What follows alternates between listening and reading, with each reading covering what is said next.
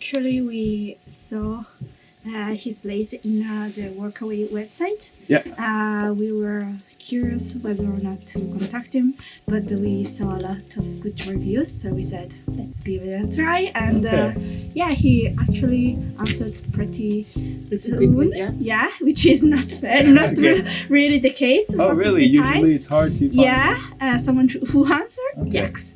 And so we were happy to finally hear someone that wanted us.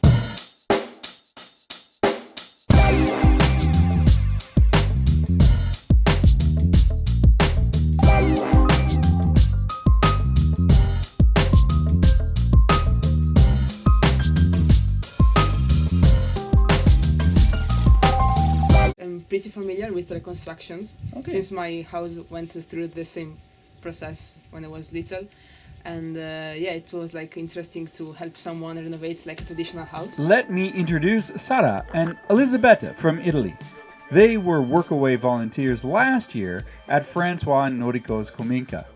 We discussed in an earlier episode the Workaway program, but in this episode we go a little deeper into the experience of these volunteers. We didn't know anything at all about it, but learning about about learning. Of course, a key to the experience at François and Noriko's is the actual renovation of an old Japanese house.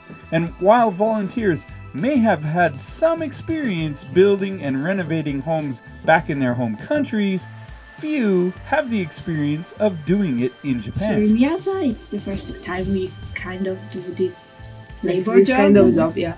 Yeah, I've never done it in my life. My house wasn't going through renovation like hers. Yeah, but it was like since anyway a different kind of renovation, so it's like still everything pretty much new for me too. Of course, this was also true of François when he first purchased this old house. But as we have learned throughout the process, there is a lot to be garnered from neighbors, locals, craftsmen, and from YouTube.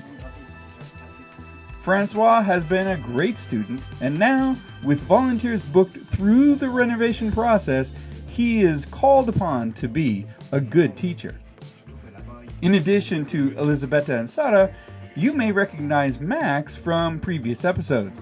Max also started as a Workaway volunteer for François and Noriko, but he enjoyed being in the Japanese Alps so much, he came back here to live for a snow season. And he spent a fair amount of time back up here at François and Noriko's volunteering and supervising other volunteers. But let's get back to Sara and Elisabetta and their experiences in Japan.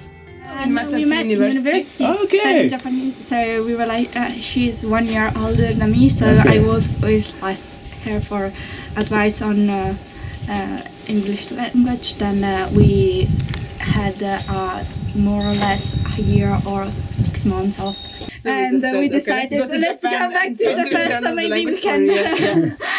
What you were the most excited about Japan? The folk culture, the anime culture, the manga culture? It could be like the mountain culture, nature, wildlife? I think a bit, pretty much everything. Because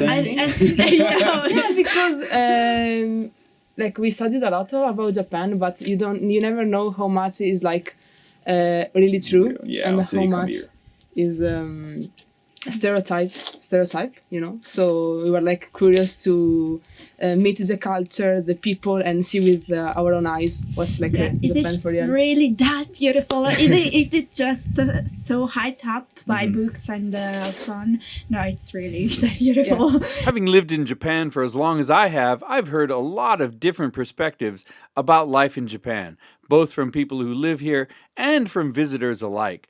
But I would say that, like Sara and Elisabetta, probably your experience in Japan will exceed your expectations. I think after this one we'll have to go back. Maybe we have just 2 or 3 days more in Tokyo before our flight.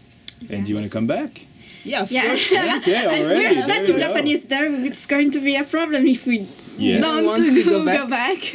Yeah, I mean... to keep going, learning about language. And you the already goal have a pretty is good to idea. have life between Italy and Japan. Oh, that's awesome. Oh, So that's that's you. going. Yeah. Well, I guess it would go without saying that life in the Japanese countryside in an old traditional Kominka would have to be about more than just renovating. Sure, it's about living life in the shadows of the majestic northern Japanese Alps. And a great example of that was when Max decided to get a homemade haircut by one of the Workaway volunteers. What a unique and great experience sitting under the open sky and getting a haircut on a mountainside and in front of all of your coworkers. How did it turn out? Well, wait for the next episode to check on the progress of Max's haircut and François and Noriko's Kominka.